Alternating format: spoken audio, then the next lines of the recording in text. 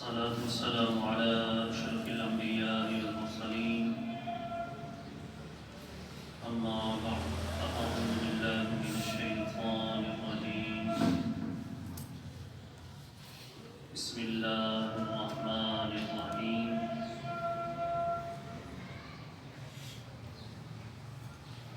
ولا تقولوا ولا تلقوا بأيديكم إلى التهلكة صدق الله العظيم إن الله وملائكته يصلون على النبي يا أيها الذين آمنوا صلوا عليه وسلموا تسليما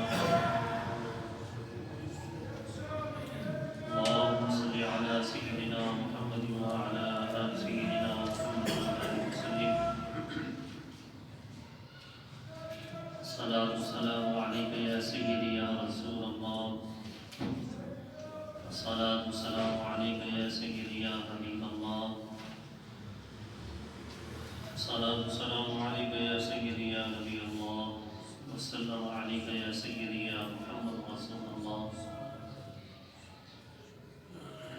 رب اشرح لي صدري ويسر لي أمري واحلل عقدة من لساني يفقهوا قولي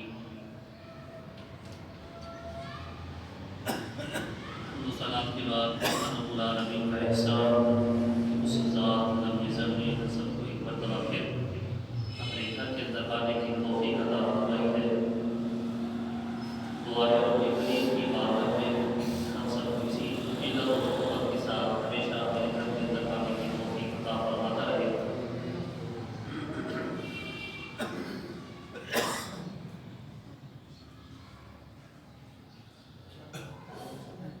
انسان کی زندگی محدود ہے اور یہ زندگی اللہ کی طرف سے ایک تحفہ ہے۔ اس زندگی کا نعمت سمجھنا کے اوپر لازم ہے۔ اس زندگی میں اللہ رب العالمین نے ہم سب کو ایک صحت جیسی نعمت عطا فرمائی ہے۔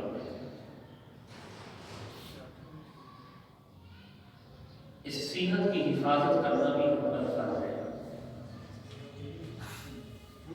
اس زندگی کی اور اس میں جو اللہ تعالیٰ نے ہم سب کو صحت عطا فرمائی ہے اس کی حفاظت کرنا بھی ہم پر فرض ہے کہ ہم زندگی گزارتے ہیں، ایک بیمار ہے، لاچار ہے، دوسرا صحت مند ہے، تو خود بخود بندے فیصلہ کر لیتا ہے یار یہ بندہ صحت مند ہے کہ بھرپور زندگی گزر رہی ہے، جو بیمار ہے وہ اپنے آپ کے اندر بھی تھوڑی سی کمی محسوس کرتا ہے یا فلاں چیز میرے اندر نہیں ہے۔ تو آج کی ہماری کوشش میں انشاءاللہ عزیز صحت کے متعلق کچھ ذکر کروں گا، مختلف وبائی امراض اور اسلامی تعلیمات اس کے متعلق ذکر کریں گے انشاءاللہ عزیز، اور یہ ذکر کرنے کی کوشش کروں گا کہ یہ وبائی امراض ہیں ان کا اسلام نے کیا حکم فرمایا ہے۔ متعدی بیماریاں ہیں، ان کو ہم متعدی بیماریاں کہتے ہیں، اس کا مفہوم کیا ہے، اسلام اس کے مطابق کیا حکم فرماتا ہے، حضور صلی اللہ علیہ وسلم نے کیا ارشاد فرمایا۔ انشاءاللہ قرآن حدیث سے اس کے مطابق وضاحت کرنے کی کوشش کروں گا انشاءاللہ عزیز۔ اللہ کی بارگاہ میں دعا کرتے ہیں اللہ رب العالمین حق سچ بولنے اور عمل کرنے کی توفیق عطا فرمائے۔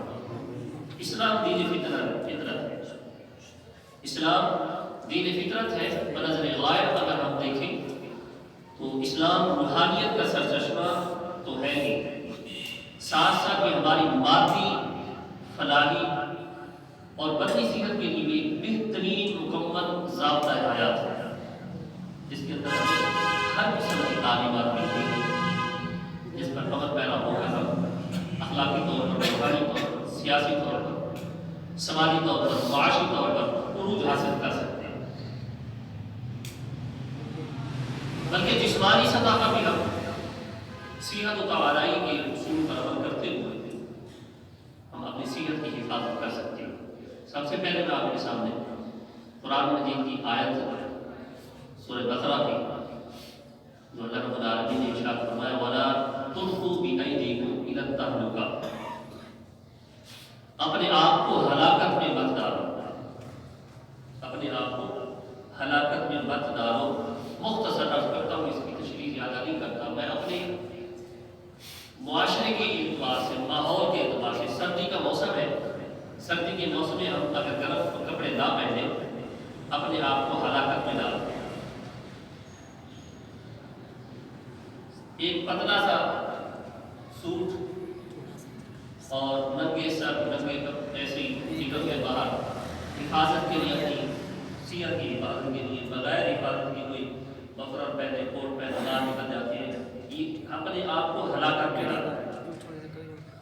یہ اللہ کی طرف سے حکم ہے، وَلَا تُلْقُوا بِأَيْدِيكُمْ إِلَى التَّهْلُكَةِ، یہ آپ کو ہلاکت میں مت ڈالتا۔ سردی کا موسم ہے، سردی کے اندر ہم نے اپنی حفاظت کی خاطر گرم سوٹ بھی پہن لے، گرم سوٹ کے ساتھ ساتھ ہم نے گرم اشیاء بھی استعمال کر لی تاکہ ہم نے اپنے جسم کو گرم رکھ سکے۔ ہم باہر ہم نے نکلنا ہے، باہر کام کرنا ہے، سردی میں آنا جانا ہے، تو اس کی ضرورت کو پورا کرتے ہوئے ہم اپنے جسم کو ڈھانپ لیتے ہیں۔ وضو کرنا ہے، اللہ کی بارگاہ میں حاضری دینی ہے، نماز ادا کرنی ہے، ضروری نہیں ہے کہ ہر بندہ وضو کرتے ہوئے ٹھنڈے پانی سے وضو کرے، گرم پانی استعمال کرے۔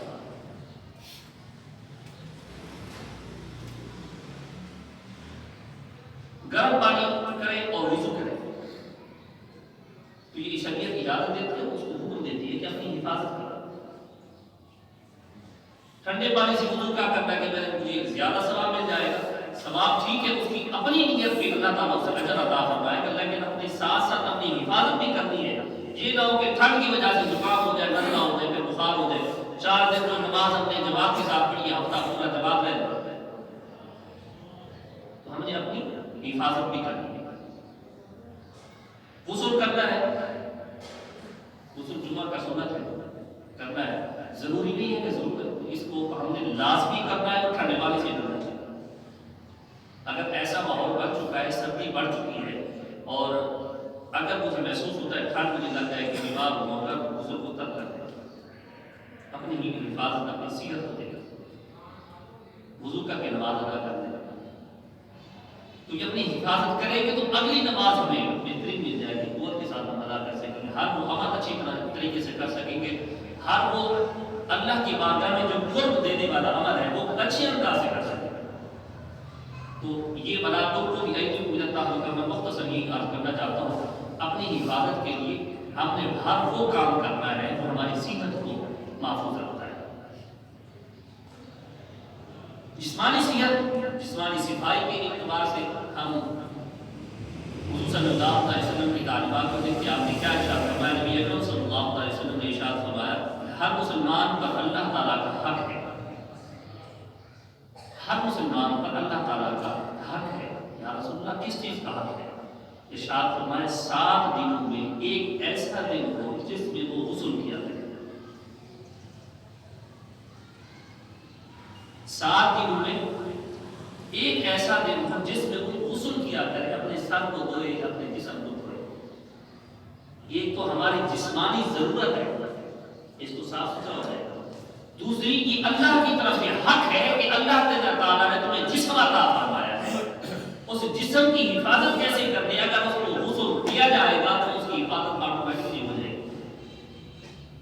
تو یہ اللہ کی طرف سے حکم سمجھ لیں اور اللہ کی طرف سے اس نعمت کی حفاظت سمجھ لیں۔ ہفتے میں 1 مرتبہ غسل کرنے کو حضور صلی اللہ علیہ وسلم نے ارشاد فرمایا، جو نعمت اللہ تعالیٰ نے بدن دی ہے، جسم دیا ہے، تو ہفتے میں 1 مرتبہ غسل دیا جائے۔ اس سر کو دھویا جائے، جس کے اوپر جو ہمارے جسم کے اوپر رکھا ہوا ہے، اس پر بال رکھے ہوئے ہیں، اللہ تعالیٰ نے خوبصورت چہرہ دیا ہے، آنکھیں دی ہیں، کان دی ہیں، ناک دی ہے، تو یہ ساری چیزیں اسی چیز کے اندر آ جاتی ہیں کہ ہفتے میں 1 مرتبہ غسل ضرور کیا۔ اگر 1 مرتبہ بندہ غسل کرتا ہے تو اس کو بیماریاں بہت کم لگتی ہیں۔ یہ مسلم شریف کی حدیث مبارک ہے۔ جسم کے اندر ہمارا منہ ہے، منہ کے اندر دانت ہیں، دانتوں کے متعلق حضور صلی اللہ علیہ وسلم نے ارشاد فرمایا، اگر میری امت پر مشکل نہ ہوتی تو میں اپنی امت کے لیے حکم جاری کرتا کہ ہر نماز کے ساتھ مسواک کیا جائے۔ ہر نماز کے ساتھ جیسے وضو کیا کرتے ہیں اس کے ساتھ مسواک استعمال کرتے ہیں۔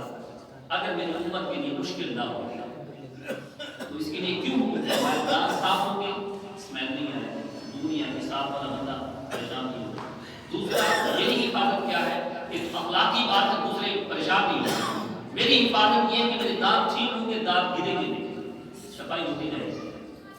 پھر اس سے جو مرض لاحق ہوتے ہیں، معدے کے مرائض لاحق ہوتے ہیں، معدے کی وجہ سے پریشانیاں زیادہ ہوتی ہیں، تو یہ ساری مواد اصل میں منہ سے نکلتی ہے۔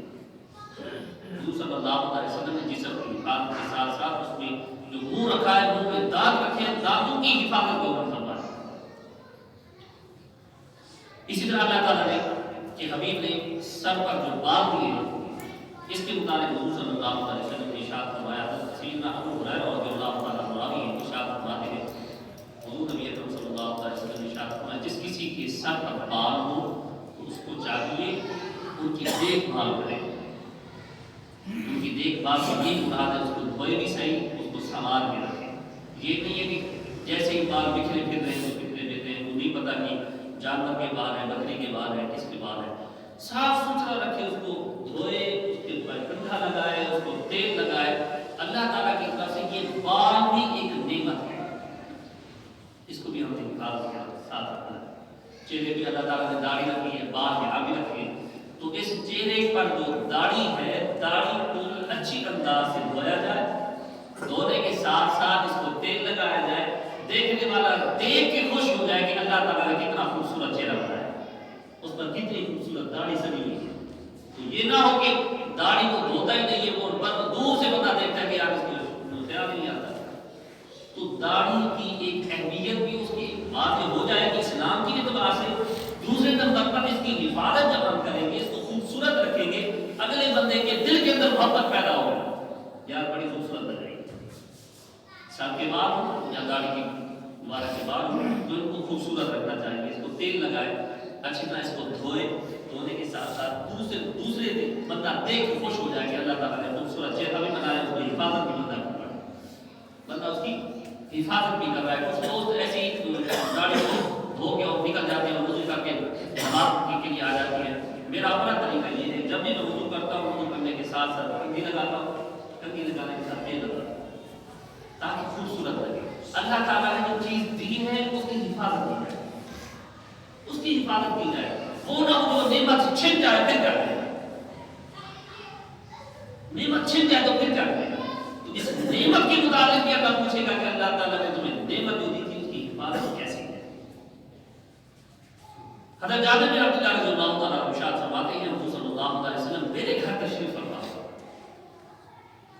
جابر بن عبداللہ رضی اللہ تعالیٰ عنہ فرماتے ہیں، میرے گھر کے اندر حضور تشریف فرما ہوتے ہیں، اور آتے ہی ایک شخص پر نگاہ پڑتی ہے۔ حضور دیکھ کے ارشاد فرماتے ہیں کہ اس بندے کو کوئی ایسی چیز نہیں ملتی جس سے اپنے سر کے بالوں کو ٹھیک کر دے۔ مراد یہ تھا کہ تیل نہیں ملتا، مراد یہ تھا کہ کنگھا نہیں ملتا، بال بکھرے ہوئے تھے اس بندے کے، بال بکھرے ہوئے تھے تو اجڑے پر نظر آ رہا تھا۔ حضور نے ارشاد فرمایا اس بندے کو چیز ایسی نہیں ملتی کہ اپنے بالوں کو سنوار دے۔ وہ نے تو حکم دیا کہ اس بندے کو کوئی ایسی چیز دو تاکہ اپنے بالوں میں کنگھا بھی کرے اور دل میں جائے صاف ستھرا ہو۔ اسی طرح پھر ارشاد فرمایا کہ جیسے بالوں کے سنوارنے کے متعلق ارشاد فرمایا، دوسری طرف متوجہ ہوئے ایک اور بندہ بیٹھا تھا اور ایسے شخص پر نگاہ پڑی جس کے کپڑے پہلے تھے، کپڑے اچھے نہیں نظر آ رہے تھے، تو حضور صلی اللہ علیہ وسلم نے ارشاد فرمایا اس کے پاس کچھ ایسی چیز نہیں ہے جس سے کہ اپنے کپڑوں کو صاف ستھرا رکھ سکے، اس کو دھو سکے۔ مراد یہی تھا کہ اس کو کپڑے دھونے کے لیے کوئی چیز ایسی میسر ہونی چاہیے تو اپنے کپڑوں کو صاف ستھرا کرے، دھوئے، اس کے بعد زیر تن کرے۔ تو حضور صلی اللہ علیہ وسلم نے اپنے امتیوں کے لیے خوبصورت انداز کو پسند فرمایا کہ ان کا اٹھنا بیٹھنا دکھنا نظر آنا بھی خوبصورت ہونا چاہیے۔ خوش لباسی بہت اچھی چیز ہے، خوش لباس بندہ اگلے بندے کو بھلا لگتا ہے، دل کرتا ہے اس سے بات کرنے کو بھی دل کرتا ہے، اور دل کرتا ہے کہ بندہ اسی کے ساتھ بیٹھا رہے۔ کیوں بھی یہ خوش لباس ہے، یہ خوش لباس ہے، جو خوش لباسی حضور صلی اللہ علیہ وسلم کی سنت ہے۔ اسی طرح صفائی کے متعلق ذکر کیا جا رہا ہے، تو گھروں کی صفائی کے متعلق حضور صلی اللہ علیہ وسلم آپ اپنے گھروں کو صاف ستھرا رکھتے ہیں، کیوں رکھتے ہیں؟ حضور صلی اللہ علیہ وسلم نے ارشاد فرمایا گھروں کو صاف ستھرا رکھا کرو۔ ارشاد فرمایا بے شک اللہ کی ذات پاک ہے، پاکی کو پسند کرتی ہے۔ اللہ کی ذات پاک ہے اور پاکی کو پسند کرتی ہے۔ اور اسی طرح ارشاد فرمایا گھروں کو صاف ستھرا رکھا کرو کیونکہ اللہ بھی صاف ستھرا ہے اور اللہ تعالیٰ صاف ستھرائی کو پسند فرماتا ہے۔ اور پھر ارشاد فرمایا کہ اپنے گھروں کو صاف ستھرا رکھو، گھروں کی صفائی کیا کرو، گھروں کو صاف ستھرا رکھا کرو۔ اور ساتھ ساتھ ایک اور چیز ارشاد فرما دی کہ یاد رکھو یہودی لوگ اپنے گھروں کو صاف ستھرا نہیں رکھتے، ان جیسی تم نہ کیا کرو، ان سے مشابہت نہ کرو۔ گویا کہ اس وقت کے جو یہودی تھے گندے تھے، نہ لباس اچھا تھا، نہ ان کے مسواک ہوتا تھا، نہ مسواک کرتے تھے، نہ کنگھا سر پہ دیتے تھے، نہ جسم پہ لباس اچھا پہنتے تھے، گھروں کو بھی گندا رکھتے تھے، غلاظت ان میں تھی، استنجا کا طریقہ ان کو نہیں آتا تھا۔ استنجا کا طریقہ اسلام نے سکھایا پانی کے استعمال کا۔ اسلام سے پہلے استنجا کا کسی کو طریقہ نہیں آتا تھا، استنجا کرتے تھے۔ یہ صفائیاں جو جسمانی صفائی ہو یا گھروں کی صفائی ہو، نظافت ہو، یہ ساری کی ساری تعلیمات مصطفیٰ صلی اللہ علیہ وسلم، یہ ان لوگوں نے غیر مسلموں نے اسلام سے سیکھا ہے۔ چاہے کلمہ نہ پڑھے لیکن یہ اصول جو صفائی کے ہیں یہ اسلام سے لیے۔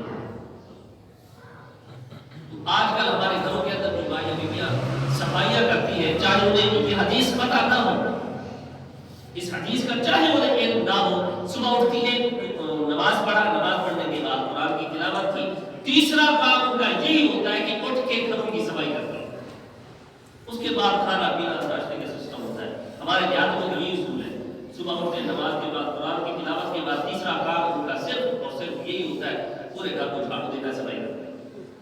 چاہے ان کے ذہن میں یا انہوں نے نہ سنا ہو کہ حضور صلی اللہ علیہ وسلم نے گھروں کی صفائی کے متعلق حکم فرمایا، لیکن یہ نسل در نسل چلتا آ رہا ہے۔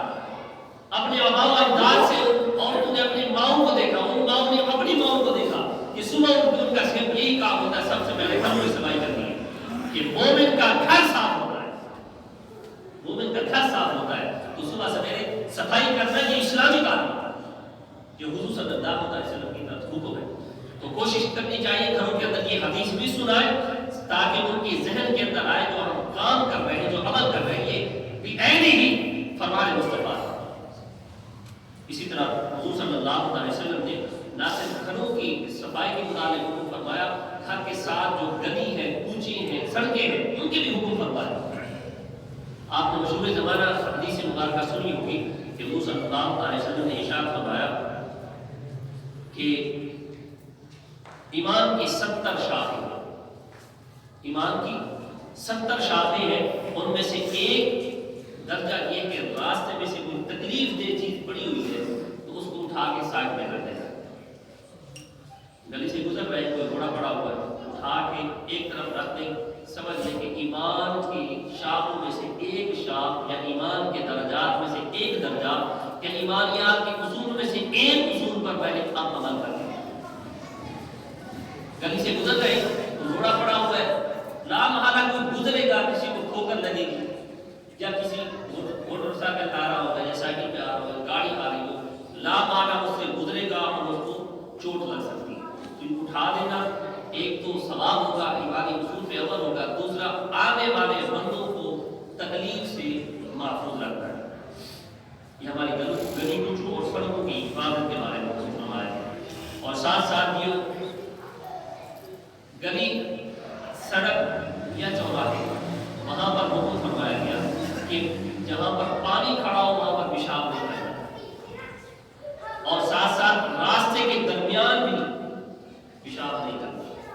اور یہ بھی ارشاد فرمایا جہاں پر سایہ ہے، لوگ آتے جاتے بیٹھتے ہیں، ضروری نہیں کہ وہ درخت کا سایہ ہو، عمارت کا سایہ بھی ہو سکتا ہے، کسی چیز کا بھی سایہ ہو سکتا ہے، اس کے نیچے بیٹھنے والے لوگ وہاں پر پیشاب بہانا نہ کریں۔ یہ تین چیزیں ارشاد فرمائیں، سایہ دار جگہ میں، راستے میں اور درمیان کے اندر، ان جیسی جگہوں پہ پیشاب کرنے سے منع فرمایا، حکم فرمایا تین چیزیں محفوظ وہ کیوں کہ ہماری گلی کوچوں کے اندر آپ نے اکثر دیکھا ہوگا کسی دیوار پہ لکھا ہوگا کہ یہاں پر پیشاب کرنا منع ہے، اور لوگ وہیں جا کے پیشاب کرتے ہیں. دیواروں کے ایک طرف لکھا ہوتا ہے لیکن وہیں جا کے کوڑا پھینکتے ہیں. یہ اسلامی تعلیمات نہیں ہے. اسلامی تعلیمات یہ ہے کہ صاف ستھرا رکھا جائے. بہتر یہی ہے کہ اصول حضور صلی اللہ علیہ وسلم نے جو عطا فرمائے ان پر عمل کریں گے تو ہماری زندگی آسانی کے ساتھ ہو جائے گی. اب میں آتا ہوں آپ کے اصل موضوع کی طرف، جو یہ کہتا ہے کہ تمہید باندھی ہے. میں نے تمہید اس لیے باندھی ہے تاکہ ہمیں اصول جو صفائی کے اصول ہیں وہ ہمیں محسوس ہو. اگر ہم ان چیزوں پہ عمل نہیں کرتے، ہماری گلی صاف نہیں ہوتی، ہمارے ساتھ جو گھر ہے گھر کے ساتھ جو کوڑا آپ نے ڈالا ہوا ہے ظاہر ہے وہ خراب کرے گا، وہاں سے وبائی امراض پھولیں گے.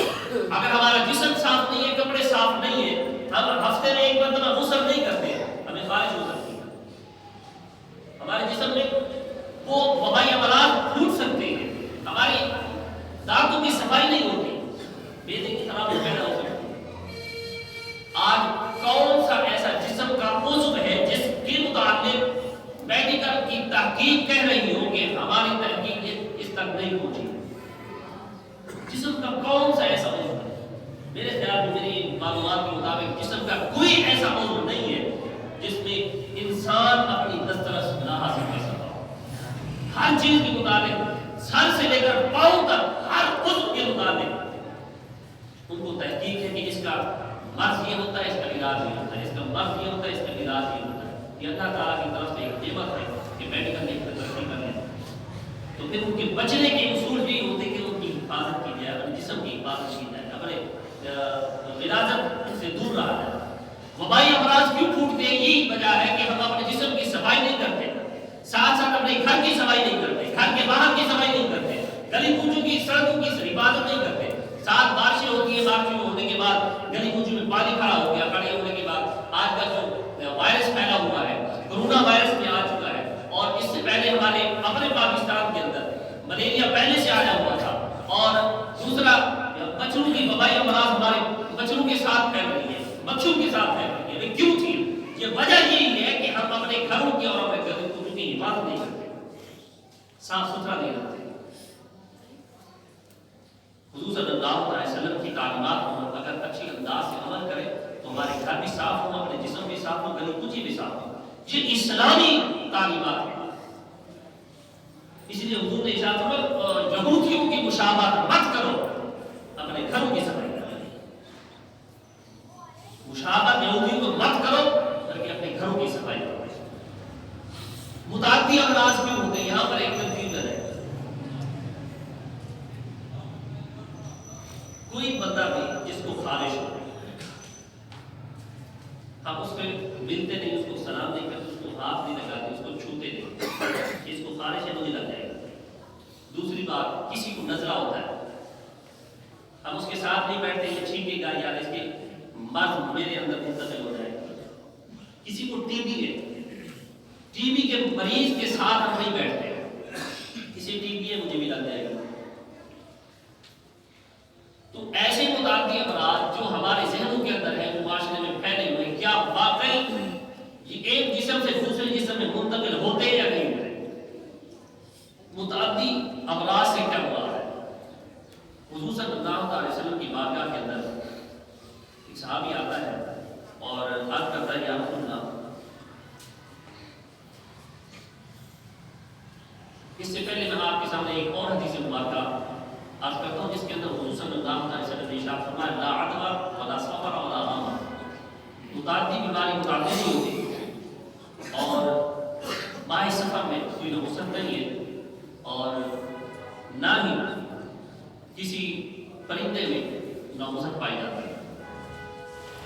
اب اس حدیث مبارکہ میں متعدی امراض کا متعدی ہونا ثابت نہیں ہوتا، لیکن میڈیکل سائنس تحقیق کر رہی ہے کہ یہ مرض متعدی ہے. اگر کوئی نزلے والا شخص ہے دوسرے بندے کو نزلہ ہو سکتا ہے، اس کے ساتھ بیٹھے گا. ٹی بی والا شخص بیٹھا ہے، اس کے ساتھ بیٹھنے والے کو ٹی بی ہو سکتی ہے.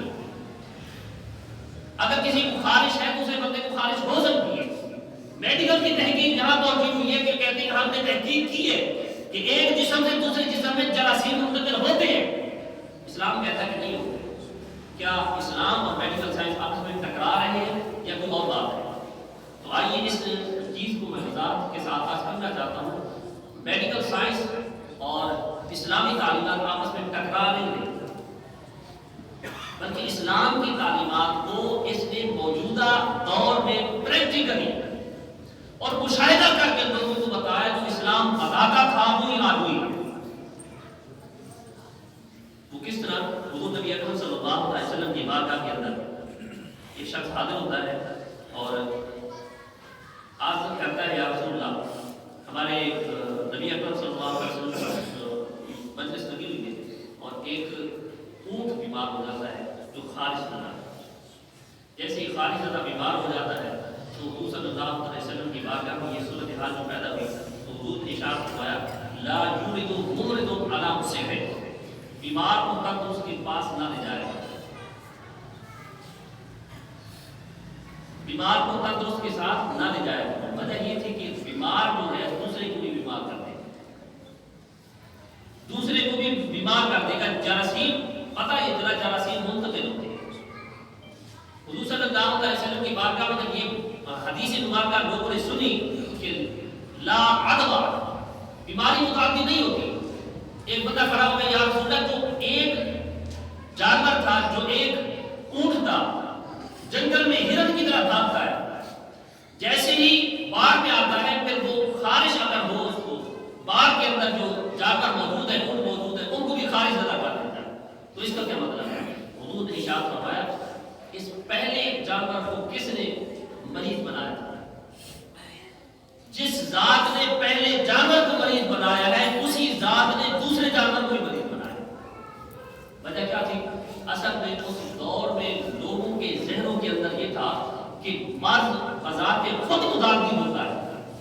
حضور صلی اللہ علیہ وسلم کے اس فرمان سے، اور حضور صلی اللہ علیہ وسلم یہ فرمانا چاہتے تھے اور ان لوگوں کے اندر یہ ڈالنا چاہتے تھے کہ مرض متعدی نہیں ہے، بلکہ مرض کے اندر جو اللہ تعالیٰ نے قوت رکھی ہے وہ اللہ نے عطا فرمائی.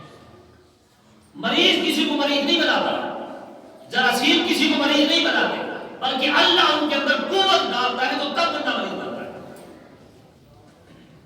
اس وقت کے لوگوں کے ذہنوں کے اندر اللہ کی قدرت یہاں پر، اور یہاں پر لوگوں نے اللہ کی قدرت کی نفی کر دی. حضور صلی اللہ علیہ وسلم اس چیز کو واضح کرنا چاہتے تھے کہ اے لوگوں، جس طرح پہلے جانور کو اللہ نے مریض بنایا ہے دوسرے جانور کو بھی اللہ ہی نے مریض بنایا. جس طرح پہلے جانور کو، پہلے اونٹ کو خارج زدہ اللہ نے کیا ہے، دوسرے جانور کو، دوسرے اونٹ کو بھی اللہ ہی نے خارج زدہ کیا. اگر ٹی بی والا شخص موجود ہے، اس کے ساتھ بندہ بیٹھ جاتا ہے تو اکثر اوقات یہی ہوتا ہے کہ اس بندے کے ساتھ جو ملنے والا ہے اس کو ٹی بی نہیں بھی ہوتی، بعض وقت ہو جاتی ہے. جس کو خارش ہو بندہ اس سے ملاقات کرتا ہے، ملتا ہے، گھلتا ہے، بعض اوقات اسے خارش دوسرے بندے کو نہیں لگتی، کسی کو لگ بھی جاتی ہے. نزلہ زکام کی معاملات ہے، کسی بندے کو نزلہ زکام کے وائرس نہیں چپکتا، کسی کو ہو بھی جاتا ہے. تو پتہ یہ چلا کسی کو ہونا، کسی کو مرض لاحق ہو جانا ایک کے بعد دوسرے بندے کے ساتھ، تو یہ متعدی مرض اللہ رب العالمین کی طرف سے اس میں قوت پیدا کر دی گئی کہ یہ بندہ بھی بیمار ہو جائے. جو نہیں ہوا تو اللہ رب العالمین کی طرف سے یہ حکم ہی نہیں تھا کہ یہ بندہ بیمار ہو جائے. تو یہ متعدی امراض بذات خود متعدی نہیں ہوتے بلکہ اللہ کی قدرت سے ہوتے ہیں. ایک اور حدیث آپ کے سامنے رکھتا ہوں تاکہ بات مزید واضح ہو جائے کہ حضور صلی اللہ علیہ وسلم کے پاس ایک جزام کوڑ زدہ مرض شخص حاضر ہوا اور یہ کوڑ کا مرض بھی متعدی ہوتا ہے، جزام کا مرض بھی متعدی ہوتا ہے. ایک جسم سے دوسرے جسم میں اس کے وائرس منتقل ہو جاتے ہیں. وہ وائرس جو ہم آنکھ سے نہیں دیکھ سکتے ہیں، ہم کس سے دیکھتے ہیں؟ خوردبین سے دیکھتے ہیں یا مائکروسکوپ سے دیکھ سکتے ہیں. تو آنکھ نہیں دیکھ سکتے، وہ جراثیم دوسرے جسم میں منتقل ہو جاتے ہیں، وہ مرض دوسرے مریض کو، بندے کو، صحت مند بندے کو مریض بنا دیتا ہے.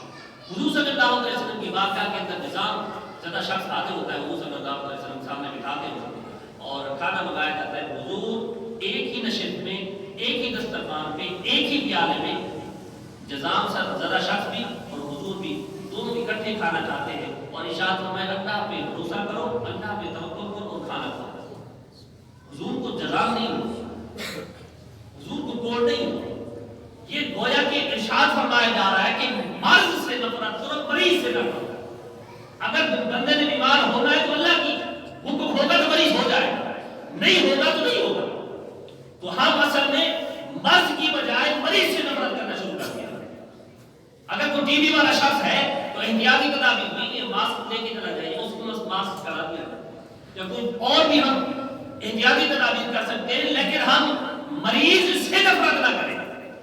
یہ نہ ہو کہ مریض ہے کہ ہم اس کے پاس ہی نہیں جاتے، بندے کو خارج ہے ہم اس کے پاس ہی نہیں جاتے، تو یہ مریض سے نفرت ہوگی، مرض سے نہیں ہوگی۔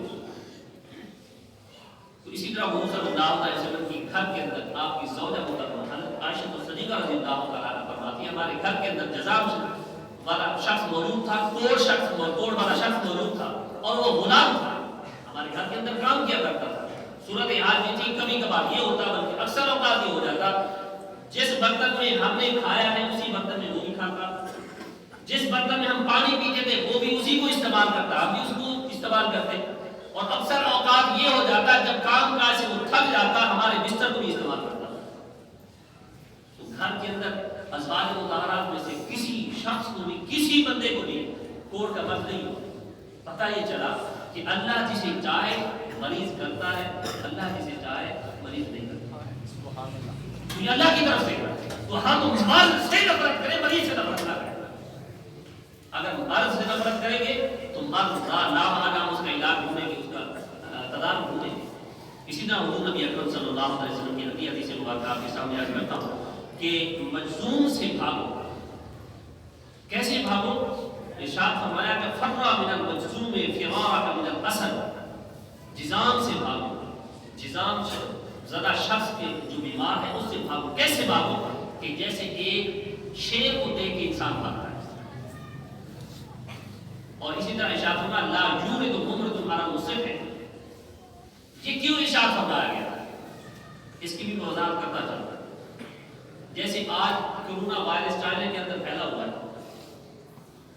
یہ وائرس پھیلا ہوا ہے کہ یہی وجہ ہے، ایک تو حلال چیز استعمال نہیں کرتے،